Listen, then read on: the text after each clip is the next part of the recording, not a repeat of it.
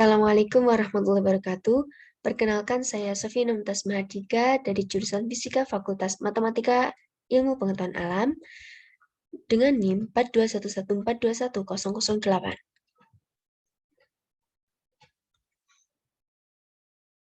Pada kesempatan kali ini saya akan menjelaskan tentang hakikat manusia.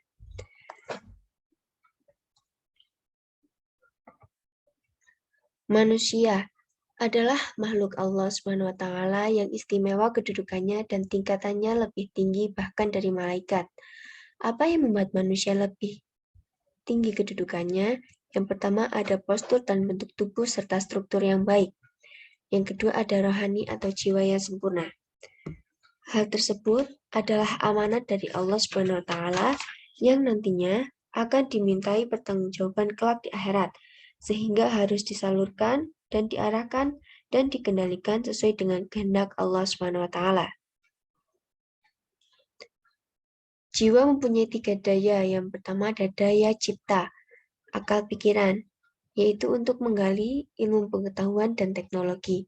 Yang kedua ada daya rasa atau perasaan, untuk mengukur patut atau tidak patutnya. Yang ketiga ada daya karsa atau hawa nafsu, untuk berpikir dinamis dan kreatif.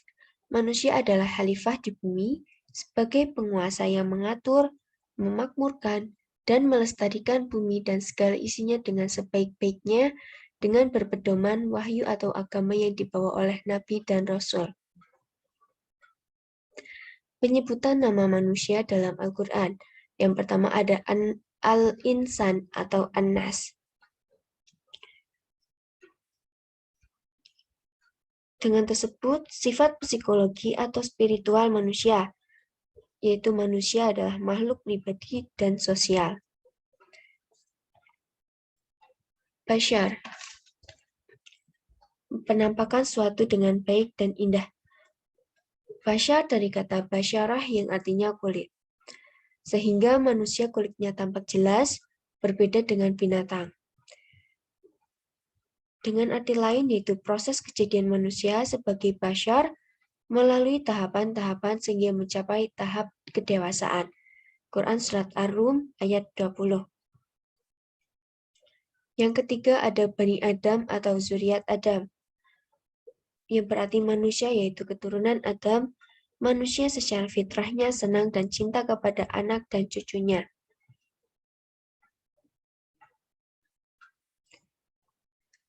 Asal-usul kejadian manusia, yaitu proses produksi dan reproduksi.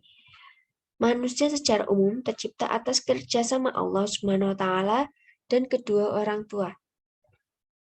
Penciptaan Nabi Adam alaihissalam berasal dari tanah, kemudian disempurnakan, kemudian ditiuplah ruh ilahi. Quran Surat Al-Hijr ayat 28. Siti Hawa berasal dari tulang rusuk Nabi Adam alaihissalam. Proses terciptanya manusia. Manusia berasal dari saripati tanah, makanan yang dimakan oleh bapak ibu, dan menjadi sperma dan ovum, kemudian bertemu dan disimpan dalam rahim atau nutfah atau bibit. Setelah 40 hari, menjadi alaqoh atau segumpal darah. Setelah 80 hari, menjadi mudghah atau segumpal daging. Setelah 120 hari atau 4 bulan, menjadi janin yang berwujud manusia sempurna, yaitu jasad dan roh. Kemudian 9 bulan 10 hari, lahirlah ke dunia. Hal-hal yang berhubungan dengan manusia. Yang pertama ada potensi manusia. Manusia berpotensi untuk mengetahui nama dan fungsi benda-benda alam. Manusia berpotensi untuk pengalaman hidup di surga. Yang ketiga ada petunjuk-petunjuk keagamaan. Fitrah manusia. Fitrah berasal dari kata al-fattar yang artinya bertahan, pencipta atau kejadian. Fitrah artinya kejadian sejak awal penciptaan atau bawaan sejak lahir. Nafs manusia. Nafs manusia atau totalitas manusia berfungsi menampung serta mendorong manusia berbuat kebaikan dan keburukan. Macam-macam nafs. Ada nafs al-lawamah, nafs ammarah, Nas al-mutmainnah. Yang keempat ada qalb manusia. Qalb berasal dari kata qoloba atau membalik. Artinya membersihkan qalb, salah satu cara untuk memperoleh pengetahuan. Yang kelima ada ruh manusia. Yang keenam ada akal manusia. Secara bahasa, akal berarti tali pengikat atau penghalang. Suatu yang mengikat atau menghalangi seseorang terjerumus dalam kesalahan atau dosa.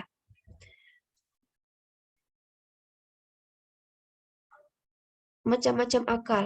Ada daya untuk memahami dan menggambarkan sesuatu. Yang kedua ada dorongan moral. Yang ketiga ada daya untuk mengambil pelajaran dan kesimpulan. Eksistensi dan martabat manusia. Tujuan penciptaan manusia untuk menyembah, mengabdi, dan bersujud kepada Allah Subhanahu wa Ta'ala.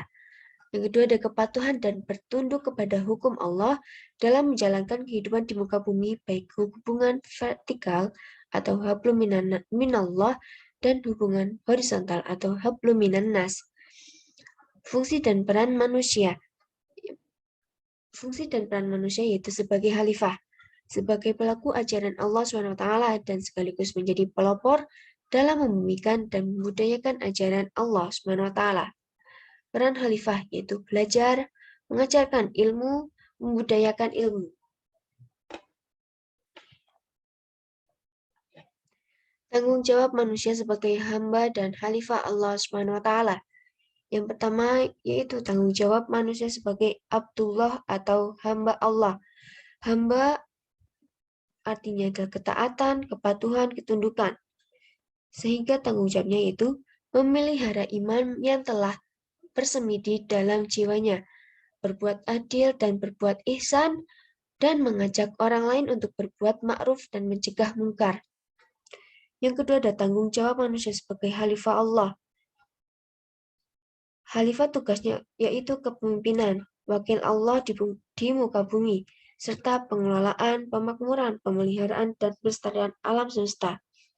Kekuasaan manusia sebagai wakil Allah dibatasi oleh aturan-aturan dan ketentuan-ketentuan yang telah digariskan oleh yang diwakilinya, yaitu hukum Allah Subhanahu wa Ta'ala. Sekian penjelasan dari saya, kurang lebihnya mohon maaf. Wassalamualaikum warahmatullahi wabarakatuh.